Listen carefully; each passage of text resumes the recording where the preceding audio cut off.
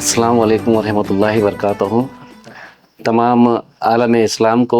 اور برادران وطن کو عید الفطر کی پرخلوص مبارکبادی پیش کرتا ہوں، اور اللہ تعالیٰ سے دعا کرتا ہوں کہ ہمارے جو اس مہینے کے تمام روزے عبادتیں قبول فرمائیں، اور ساتھ ہی ساتھ ہم اس ملک کے اندر امن بھائی چارگی کے لیے ایک دوسرے کے ساتھ محبت سے رہیں، اور جو حالت پوری دنیا کے سامنے جو مڈل ایسٹ میں جو جنگ چل رہی ہے، جس کی وجہ سے پوری دنیا پریشان ہے،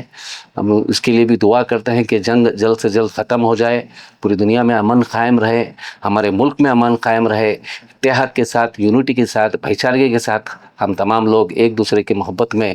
شامل ہو کر اصلی خوشی حاصل کریں۔ جس کے میں پھر ایک مرتبہ تمام لوگوں کو عید الفطر کی مبارکبادی پیش کرتا ہوں۔ السلام علیکم۔